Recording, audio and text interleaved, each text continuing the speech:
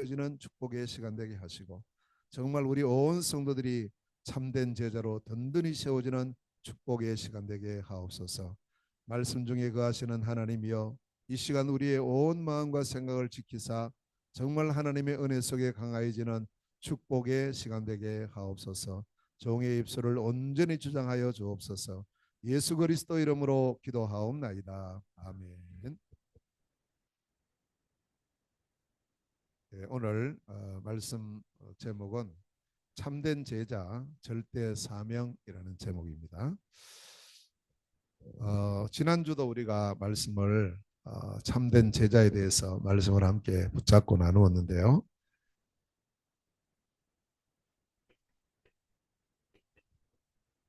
제자, 참된 제자는 누군가? 오늘 본문에 보면 제자의 3요소가 나와요. 다시 말하면 제자의 특징입니다. 이것은 오늘 19절에 보니까 너희는 이라고 말했죠. 이 사람들이 참된 제자들입니다. 예수 그리스도께서 직접 불러서 3년 동안 훈련을 시켜서 세운 제자들이죠. 자, 이 너희는 어떤 사람일까요? 요즘 우리가 계속 메시지 나오고 계속 우리가 인도받는 그것을 우리가 한번 생각해 보면 이 사람들은 7망대가 세워진 사람들이에요. 7망대를 가지고 있는 사람들이에요.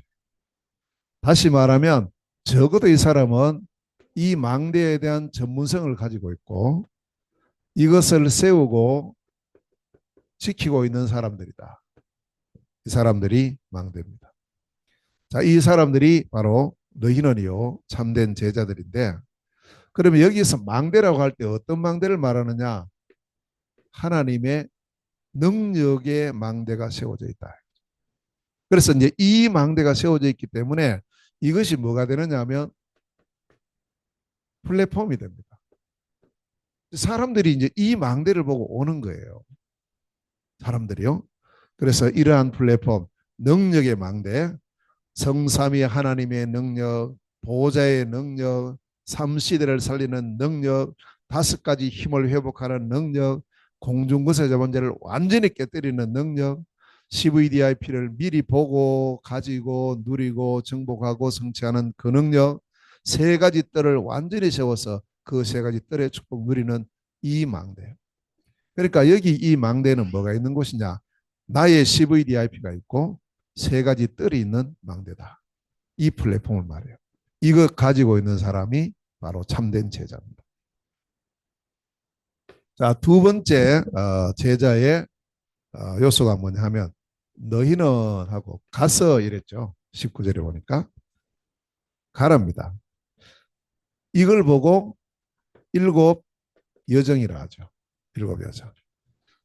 그러면 이제 7여정을 가는 곳은 어디로 갑니까? 현장으로 갑니다. 그래서 현장성 100%를 말하고요. 자, 이 여정은 가만히 있는 것이 아니고 가는 자예요. 이 여정을 가는데 그럼 이것은 어떻게 가야 됩니까? 우리 인생길을 갈 때 그냥 막 가서 되겠습니까? 길을 따라가요. 길을 따라서. 무슨 길을 따라가야 됩니까? 막 가면 됩니까? 아니죠. 성삼위 하나님께서 열어놓고 만드신 그 길을 따라가야 돼요. 그냥 가지 말고 10가지 비밀을 가지고 10가지 발판 속에 5가지 확신을 누리면서 9가지 흐름을 따라가야 흔들리지 않고 치우치지 않고 올바른 길을 갈 수가 있습니다. 그러면서 우리는 일평생 우리가 가져야 될 62가지 전도자의 삶을 가지고 이렇게 가다 보면은 내 인생길이 전부가 뭐가 되느냐 하면 이것이 바로 파수망이 되고요. 이곳에 계속 빛이 비춰지는 뭐가 되느냐? 캠프가 되는 거예요. 캠프. 이 여정을 가는 사람이 바로 참된 제자다.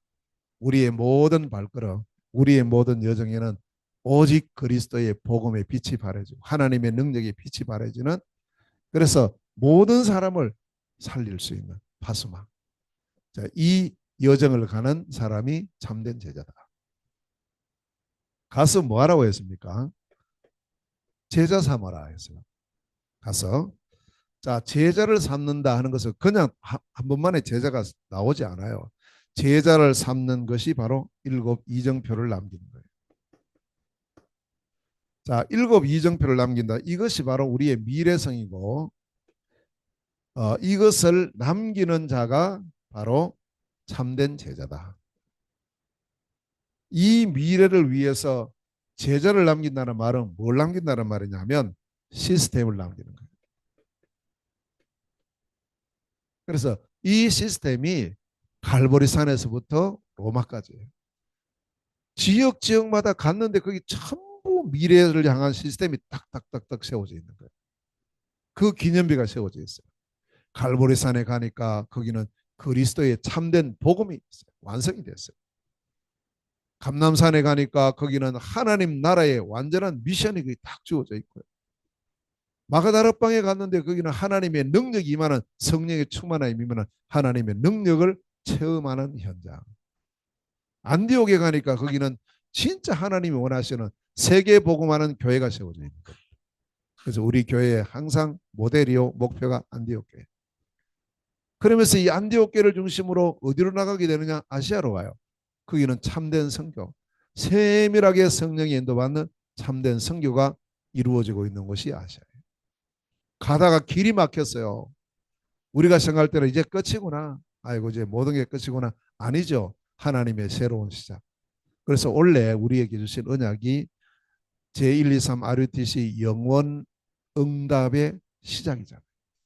이번 28자 세계 렘넌트 대회의 주제가 영원 응답의 시작, 과정, 끝 이렇게 준다.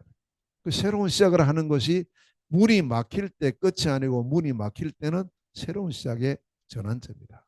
이걸 보여준 것이 마게도냐였고요. 쭉 가다가 드디어 로마까지 갔어요. 그 로마에 가보니까 거기는 뭐가 있습니까? 237이 로마에 있어요. 5천 종족이 로마에 있습니다. 주로 이제 5천 종족은요 로마에 가보니까 전부 노예로 다 끌려 있어. 노예로 완전히. 그런데 이 사람들을 통해서 로마에서 뭐가 이루어지느냐? 세계복음화가 이루어져. 자, 이러한 이정표를 남기는 겁니다. 자, 이것이 안테나죠. 전 세계를 소통하고 전 세계를 살리는 안테나 역할을 합니다. 이게 바로 참된 제자가 가져야 될 세 가지 요소예요. 너희는 가서 제자 삼으라. 일곱 망대, 일곱 여정, 일곱 이정표. 이것이 플랫폼이요, 파수망이요, 안테나로서. 자, 이 부분을 언약으로 붙잡고 24하는 사람이 바로 참된 제자입니다. 자, 그렇다면 이 참된 제자의 절대 사명이 뭘까요?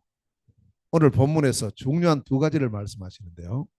첫째는 제자를 삼아서 뭐 하라고 했습니까? 세례 주라. 세례 운동을 해, 세례.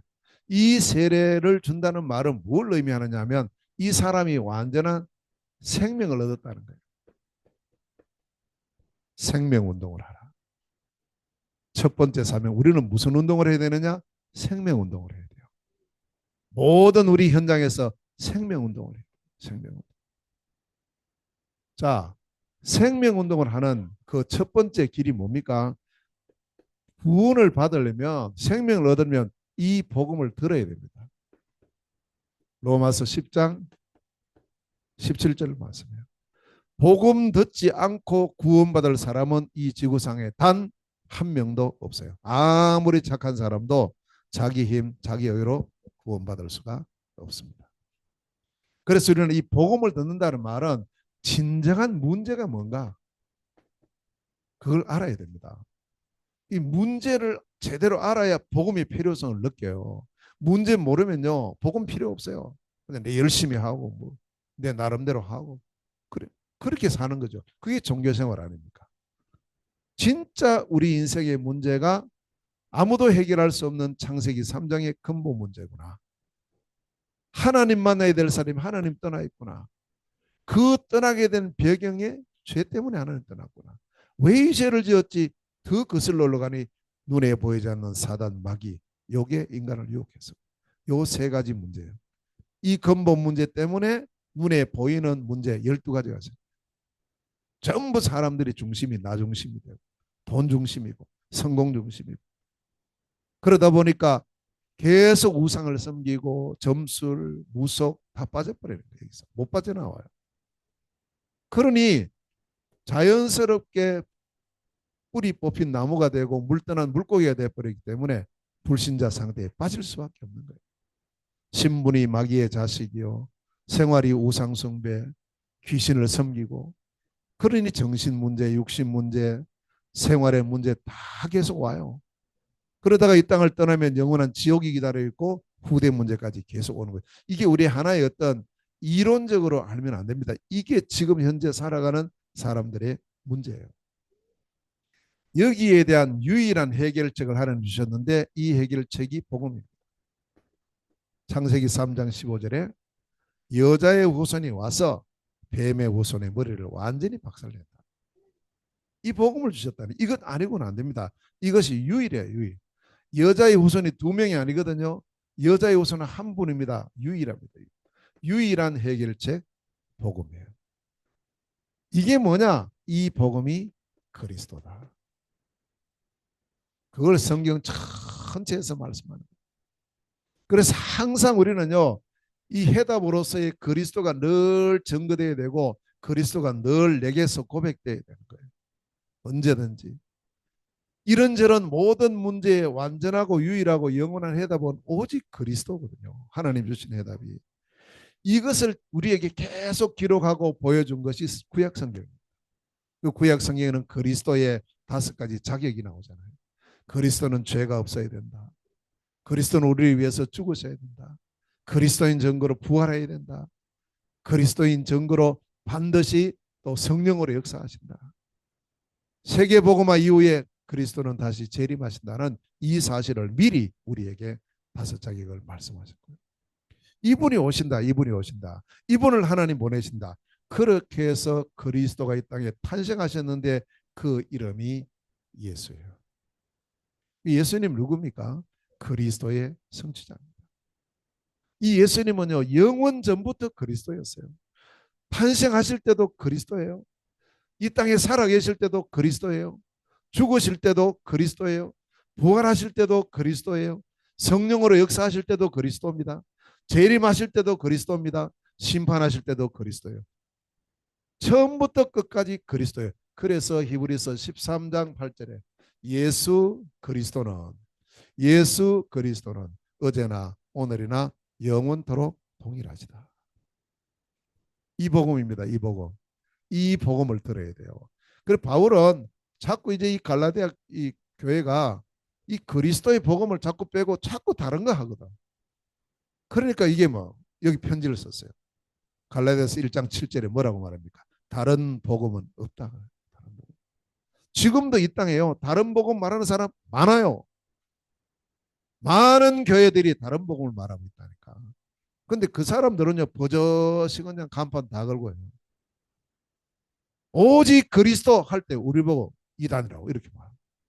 희한한 일이 지금 벌어지고 있는데 자 어떻든 그럼에도 불구하고 우리는 올바른 복음 정확한 복음을 전해야 돼요. 정확한 복음을. 다른 사람 일한다고 이렇게 따라가고 저런다고 저렇게 따라갈 게 아닙니다. 하나님 주신 유일한 복음 완전한 영원한 복음은 그리스도다. 그 그리스도로 오신 분이 예수다. 그래서 예수 믿어야 되는 거예요. 그리고 이 복음을 증거할 때 문이 열립니다. 문이. 개인의 문이 열립니다. 현장의 문이 열립니다. 아, 맞구나. 내가 이 사실을 모르고 있었구나. 그래서 이 복음을 받는 것을 보고 믿음이라 하고요. 믿음으로 영접하는 거예요. 문도 안 열렸는데 막 됩니까? 영접이 안 되죠. 억지로 안 됩니다.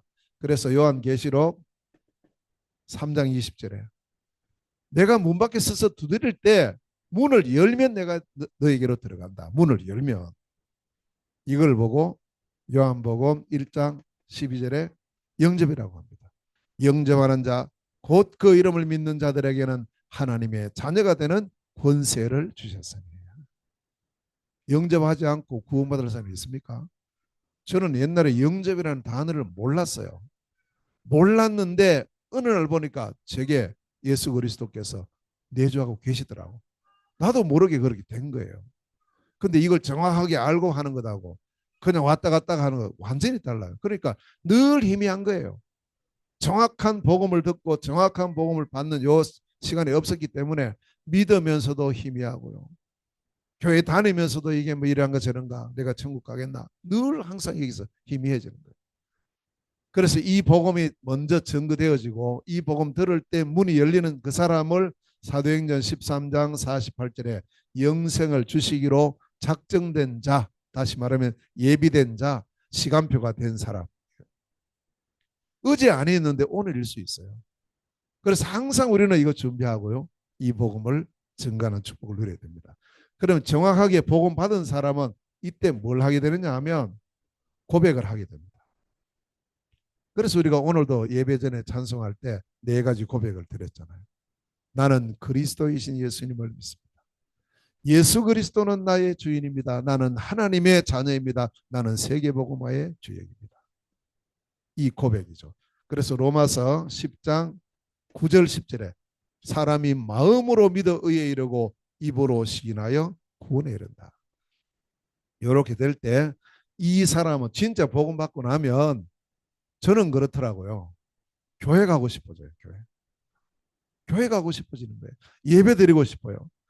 그래서 예배를 드리고 교회화가 됩니다. 억지로 하는 거 아니죠. 억지로 할 수 있습니까? 이게 안 되죠. 그래서 우리가 고린도전서 3장 16절에 너희가 하나님의 성전인 것과 하나님의 성령이 너희 안에 거하시는 줄을 알지 못하느냐. 내게 성령이 임하고 내가 예수 그리스도를 정말 믿을 때 내가 하나님의 자녀되는 그때 나는 하나님께 예배하고 싶고요. 나는 하나님께 예배하는 사람들과 함께 하고 싶은 거예요. 이 교회와요 예배가 돼. 정상적인 것이고 억지로 우리가 야 너 영접했으니까 교회 가자 그게 아니란 말이에요. 진짜 이 복음 받고 구원받은 하나님 사람 어디 가겠습니까? 하나님께 예배하는 것이 그 마음에 우러나오게 되어 있고요. 모를 때 우리가 안내해 주는 것이지 실질적으로는 이렇게 됩니다. 자, 이렇게 되어졌을 때 이때에 하는 것이 뭐냐 하면 세례입니다. 그래서 오늘 19절 말씀에 너희는 가서 모든 민족으로 제자를 삼아 아버지와 아들과 성령의 이름으로 세례를 베풀고 19절에 말씀하죠. 세례를 베풀라. 세례.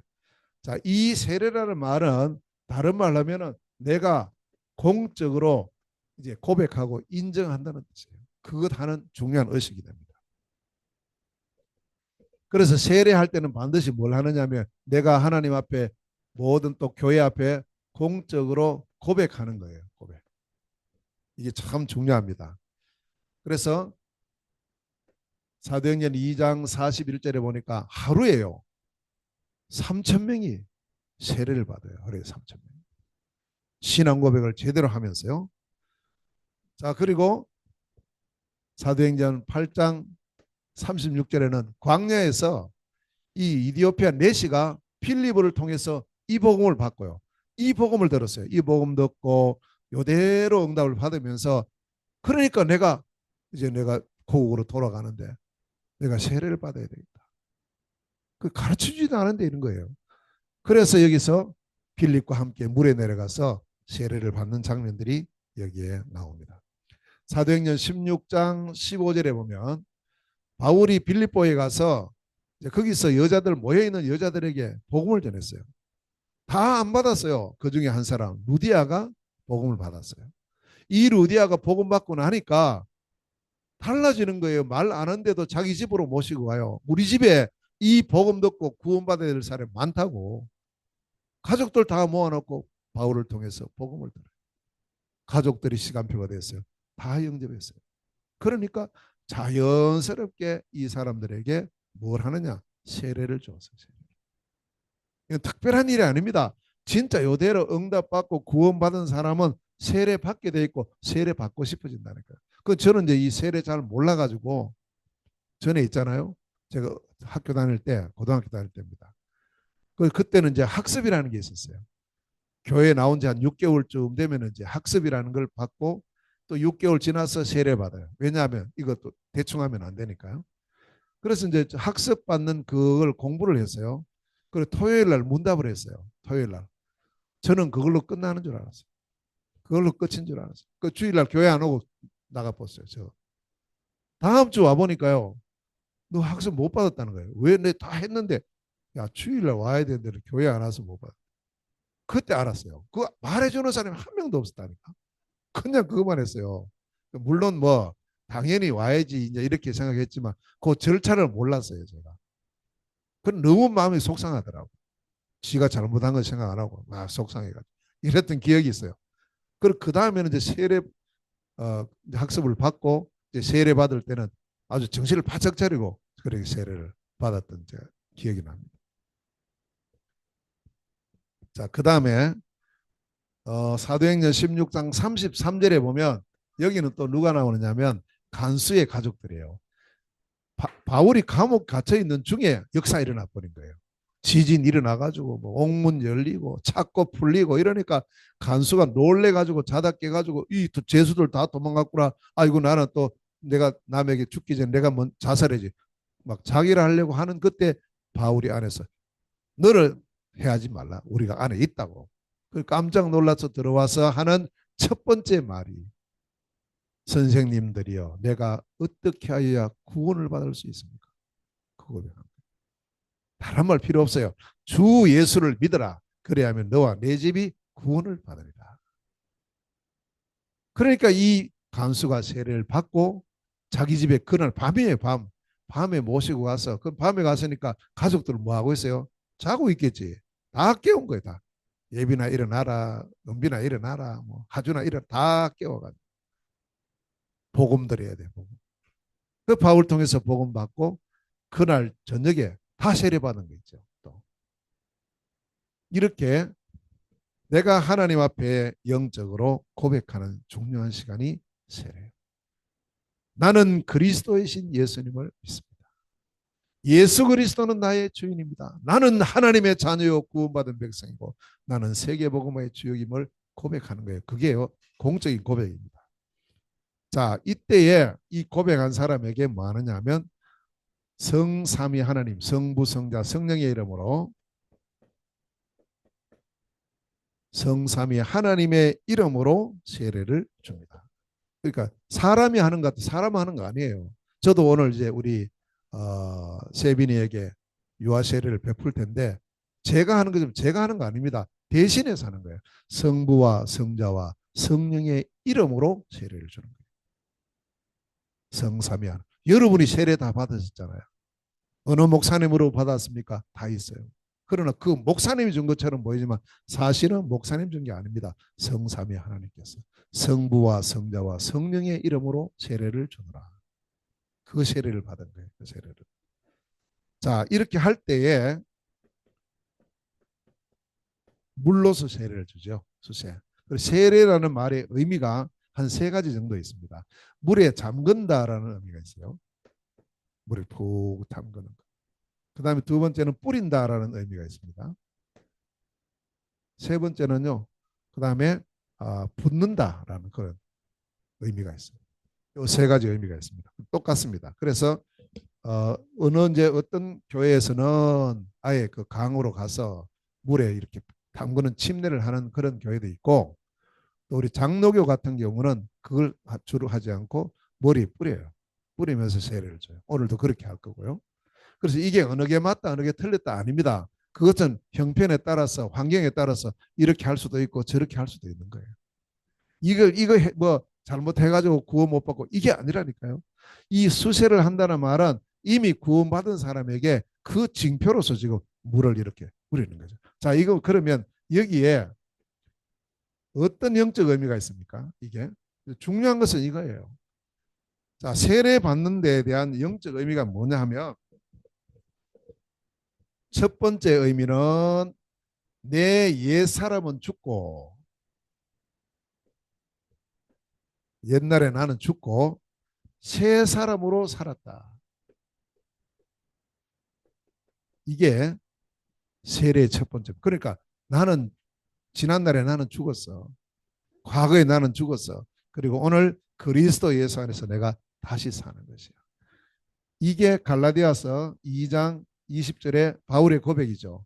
내가 그리스도와 함께 십자가에 못 박혀 죽었다는 거예요. 그냥 죽었습니까? 아니죠. 내가 지금 살아있는 것은 그리스도 예수를 믿는 믿음 안에서 사는 것이라 새 사람이 됐다. 이걸 다른 말로 고린도후서 5장 17절에 누구든지 그리스도 안에 있으면 새로운 피조물이라.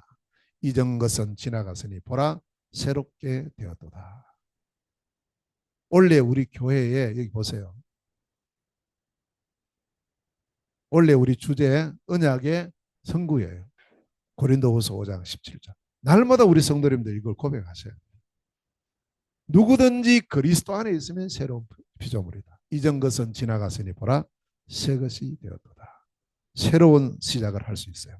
자, 그래서 이 축복을 누리면서 두 번째, 자, 옛 사람은 죽고 새 사람이 되는 내가 어떤 사람이 됐느냐? 하나님의 자녀가 되었다.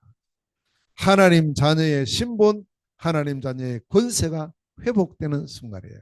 세례받는다는 그 의미는요. 그러면서 세 번째는 뭐냐?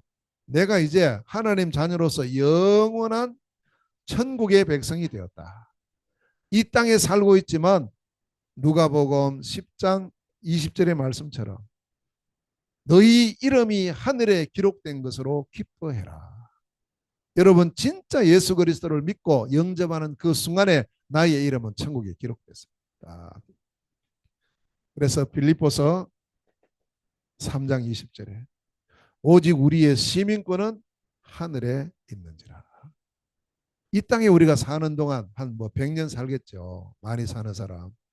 그 100년하고 앞으로 영원히 살 거다고는 비교가 안 돼요. 그래서 우리는 완전하고 영원한 것이 예비되어 있고 준비되어 있다니까요. 그 오늘의 이 작은 문제나 이것 때문에 그 영원한 부분을 놓치지 마라. 항상.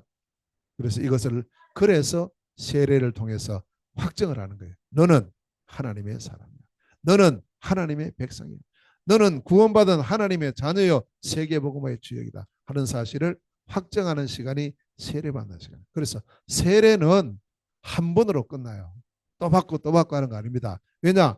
세례받았다는 말은 예수 그리스도께서 성령으로 내 안에 내조하셨다는 의미예요. 그 한 번 오시면 영원히 안 가거든요. 영원히 너희와 함께 한다 했어요. 요한복음 14장 16절 17절에 너희 속에 너희와 함께 영원히 계시겠습니다. 언제부터요? 세례받는 이날. 이제 세례받는 것은 하나의 상징이고 예수 그리스도를 진짜 믿음으로 영접하는 그 순간에 주의 성령이 내 안에 계셔요. 이걸 이제 온 교회 그다음에 우리 하나님 앞에서 공적으로 인정하는 시간, 그것을 확정하는 시간이 세례다. 이 세례가 얼마나 중요한지 모릅니다. 두 번째입니다. 자, 세례를 주고 그다음 두 번째 뭐 하라 했습니까? 가르쳐 지키게 하라. 가르쳐 지키게 하라 했습니다. 자, 이 가르쳐 지키게 하라는 말씀 속에 내가 너에게 분부한 모든 것을 가르쳐 지키게 하라 그랬어요. 그 분부한 것 중에 예수 그리스도께서 세우신 두 가지 중요한 성례가 있습니다. 예식 두 가지가 있어요. 이건 너희들 꼭 해라 했던 것이 뭐냐? 하나는 세례요. 하나가 더 있습니다. 그게 바로 성찬입니다. 그래서 이제 이 성찬을 통해서 가르쳐 지키게 하는 이걸 통해서 뭐 하느냐니까 이 예수 그리스도의 복음의 능력 운동을 펴고 이 복음을 확산시키는 확산 운동을 펴라 이겁니다. 이걸 위해서 가르쳐 지키게 해야 됩니다. 자, 여기 보면 먼저 가르치라 했어요. 이 가르치는 게 뭡니까? 우리가 자녀들을 길러서 가르칩니다. 그걸 보고 양육이라 하죠. 무엇을 양육해야 됩니까? 무엇을 가르쳐야 됩니까? 우리의 사랑하는 자녀들에게 제일 먼저 복음을 가르쳐야 돼요. 이것보다 먼저 들어가는 게 있으면 안 돼요. 복음부터 가르쳐야 돼요. 복음부터. 지금 우리 교회가 뭐 성도들이 많고 이런 건 아니지만 지금 렘넌트들이 지금 이렇게 보세요. 4명이나 지금 자라고 있어요. 이게 보통이 아닙니다. 지금 이 렘넌트들이 제가 오늘도 가만히 보니까 교회에 와서 기도하는 렘넌트 하나도 없어요. 가만히 보니까 전부 오자마자 뭐 과자 먹고 오자마자 뭐 하는데 부모님들 선생님들이 가르쳐야 됩니다. 그렇게 가르치라는 거예요. 이들이 뭐 오래 앉아 있지는 못해요. 뭐 요 시간표는. 그러나 무엇을 해야 되는지를 어릴 때부터 가르쳐요. 특별히 이 복음을 가르쳐요. 우리 은빈이 보니까요. 내가 놀래요. 한번 제가 이렇게 차 타고 이렇게 같이 제 옆에 앉아서 가는데 찬양 다 따라요. 다 알더라고. 아, 어리다고 모르는 게 아니지. 다 알아요. 혼자 있을 때도 잘 부르더라고. 그러니까 아 우리가 자꾸 아 얘들은 뭐 어리니까 뭐 나중에 요게 이제 우리가 속는 거라는 거, 속는 거. 하준이 잘 알아요. 그래서 우리 부모님들이 우리 교회 우리 주일학 교사들이 어릴 때부터 올바르게 가르쳐요. 무엇을 먼저 가르칩니까? 복음을요. 무엇을 가르칩니까? 말씀을요. 무엇을 가르칩니까? 기도를요. 무엇을 가르칩니까? 전도를요. 무엇을 가르쳐요? 세계복음화의 선교를. 이거 가르쳐야 돼요. 이거. 그럼 요 렘넌트답게 가르치면 돼요. 렘넌트들 보고 나가서 뭐 전도하라. 그거 되겠습니까? 그건 아니죠. 그러니까 요 부분에 맞는 하나님의 말씀을 통해서 이걸 양육해야 됩니다. 그래서 그냥 가르치고 끝내지 말고 지키게 하라. 자, 지킨다는 말은 뭡니까? 이 지킨다는 말은 어떤 면에서 실천한다는 중요한 의미가 담겨 있죠. 실천한다는. 그러나 그 이전에 요한계시록 1장 3절에 보면 이 예언의 말씀을 읽는 자, 듣는 자, 지키는 자가 복이 있다. 여기 지키는 자가 나와요. 지킨다. 여기서 말씀하는 지킨다는 말은 실천한다는 그런 의미도 있지만 마음에 간직한다. 그래서 우리 이제 렘넌트들이 하나님의 복음, 말씀, 기도, 전도, 선교를 간직할 수 있도록 도와요. 일단 이 부분들이 간직돼야 됩니다.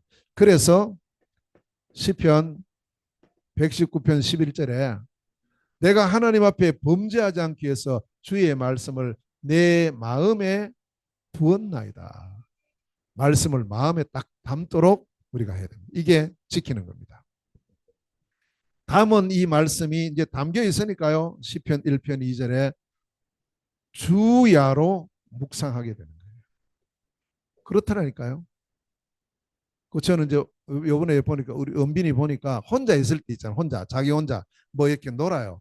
혼자 노는데 입술로 뭐 하고 있느냐 하면 찬양하고 있더라고. 혼자서. 따라 하는 게 아니에요. 혼자 하더라고. 혼자. 근데 신기했어요.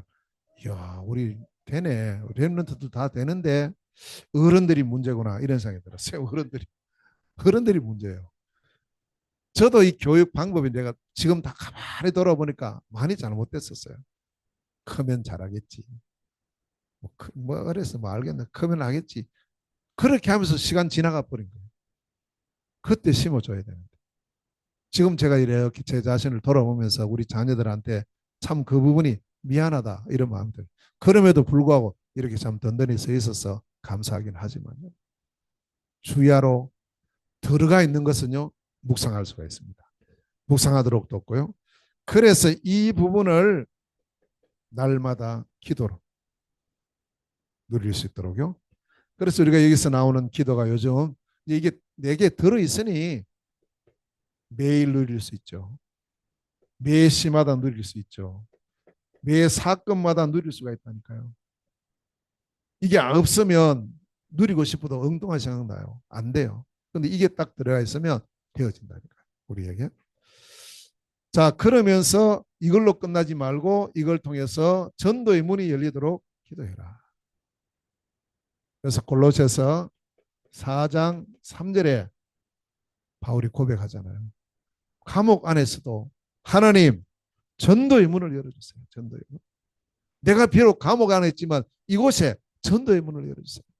그러면 내가 마땅히 할 말로서 뭘 말하느냐? 그 문이 열릴 때 그리스도를 증거하기를 원합니다. 여러분 전도의 문이 열릴 때 다른 소리 하면 안 돼요. 이 복음 말해줘야 돼. 이 복음. 그리스도를 말해야 돼, 그리스도. 절대 놓치지 말고 24 누려야 될 한 단어가 있다면 그리스도입니다. 어떤 상황 속에서. 자, 이렇게 할 수 있도록 가르치라. 그러면서 이것을 이렇게 가르칠 때에 세 번째, 이걸 이제 이정표로, 기념표로 세워요. 안 잊어버리도록요. 그것이 성찬입니다. 자, 오늘 성찬은 예수님께서 분부한 두 가지 중요한 성례 중에 하나예요. 세례와 성찬인데 이 성찬에 대해서 고린도전서 11장 23절에서 26절에 잘 말씀합니다. 오늘도 우리가 성찬식을 거행할 건데요. 여기는 뭐 하느냐? 떡을 먹어요. 근데 이 그냥 떡이 아니에요. 단순하게 배고픈데 떡 먹냐? 그게 아니라니까요. 예수님 말씀하셔서 이것은 내가 너희들을 위한 나의 몸이다. 예수 그리스도의 몸입니다. 그 상징하는 거예요. 그게. 천주교에서는 이게 막 넘어가는 순간에 진짜 예수님의 그 몸으로 바뀐다. 이렇게 막 그건 아니죠. 그걸 화채설이라는데 그건 아니에요. 영적 의미로서의 중요 의미가 있습니다. 이 떡이 예수 그리스도를 상징하고 있어요. 잔을 줬습니다. 포도주죠. 이것은 뭘 말합니까? 예수 그리스도의 피. 그리스도의 피가 아니고는 우리가 구원받을 길이 없어요. 이것을 상징하는 겁니다. 그래서 이것을 먹고 마시라 이랬거든요. 먹을 때 내 안에 오지 않습니까? 그죠? 마실 때 내 안에 들어오죠. 이걸 보고 내주 함께 이 성찬을 통해서 예수 그리스도와 나와의 일체 함께를 누리는 시간이죠. 자, 이때 이 먹고 마신다는 이 말에 그러면 나의 신분을 누리라. 나의 권세를 누리라. 하나님 자녀의 신분, 하나님 자녀의 권세를 누리는 겁니다. 이게 바로 이 중요한 성찬의 의미가 있어요.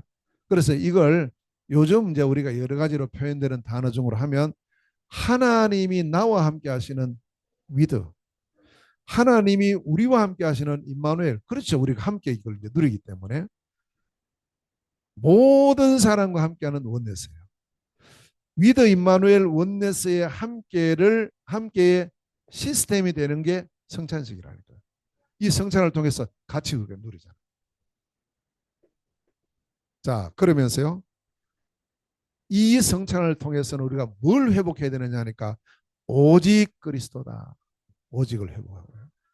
그리스도 아니면 안 되지요. 유일성을 회복합니다. 그리스도를 통해서 재창조 역사가 일어났잖아요. 누구든지 그리스도 안에 있으면 새로운 피조물이라. 이전 것은 지나갔으니 보라 새롭게 되었다. 라는 것의 시스템이 되어지는 것이 성찬입니다. 그래서 우리가 하나님이 나와 함께 하시고 우리와 함께 하시고 모두와 함께 하시고 오직 그리스도 유일성 그리스도 재창조의 그리스도께서 함께하는 중요 시간이 바로 성찬의 시간이라는 사실을 꼭 마음에 담고요. 자, 결론적으로 이 언약을 주신 예수 그리스도, 이 말씀 주신 분이 제가 아니고 예수 그리스도께서 직접 주신 말씀이에요. 18절 말씀에 뭐라고 하셨어요? 하늘과 땅의 모든 권세를 내가 가지고 있다. 20절에요. 그 권세를 가진 내가 세상 끝날까지 너희와 항상 함께 있을 것이다. 이걸 약속했어요. 그래서 우리는 이 언약을 붙잡고 내 힘으로 하는 게 아니지. 하늘과 땅의 모든 권세를 가진 주 예수 그리스도께서 지금도 나와 함께 하시고 영원히 나와 함께 하시는구나. 그럼 우리가 지금 뭐 하면 됩니까? 이제 우리가 할 일은 다른 거 없어요. 이 언약을 잡고 7망대 여정 이정표 붙잡고 기도 운동이에요. 자, 이 기도를요. 24, 25 영원의 기도의 축복을 누리고 그리고 우리는 세례를 통해서 생명운동을 해야 된다. 다시 말해 우리는 모든 현장에서 이 그리스도의 복음을 증거하는 생명운동을 하는 것이다. 그러면서 이 그리스도로 말미암아 나타나는 능력, 이것을 확산시키는 성찬, 능력운동, 확산운동을 하는 것이다. 언제요? 매일. 그래서 우리는 매일 뭘 해야 되느냐? 나를 살려야 됩니다. 이걸 갖고요. 이 언약 붙잡고 먼저 나를 살려야 돼요. 매 시마다 우리가 있는 현장 살리는 기도. 사건이 일어납니다. 매 사건을 통해서 그것을 300%로 만드는 축복을 누리라. 이게 우리가 이제 계속 붙잡아야 될 부분입니다. 그래서 오늘 참된 제자의 절대 사명, 참된 제자, 요 세 가지를 계속 가지고 누리는 사람, 777을 누리는 사람. 사명이 뭡니까? 세례주라, 그리고 가르쳐 지키게 해라. 그 가르쳐 지키는 시스템, 기념비가 성찬이다. 이 성찬을 통해서 예수 그리스도의 복음을 더 깊이 누리고 알아가고 체험하고 증거하는 축복을 누리라. 예수 그리스도의 생명운동, 예수 그리스도의 능력운동, 그리고 전 세계로 확산하는 확산운동이 바로 예수 그리스도께서 세우신 두 성례, 세례와 성찬해 주는 가장 중요한 의미라는 사실을 마음에 담고 이번 한 주간도 참된 제자로 참된 제자의 축복을 누리면서 절대 사명을 온전히 누리는 복된 한 주간 되시기를 주의 이름으로 축원합니다. 기도하겠습니다. 하나님 은혜를 진실로 감사합니다. 오늘 우리를 이처럼 사랑하셔서 참된 제자 절대 사명의 언약의 말씀을 주시니 감사합니다. 아버지, 이 언약을 붙잡고 이 한 주간도 넉넉히 승리하게 하여 주옵소서. 예수 그리스도 이름으로 기도하옵나이다. 아멘. 찬송 505장 찬송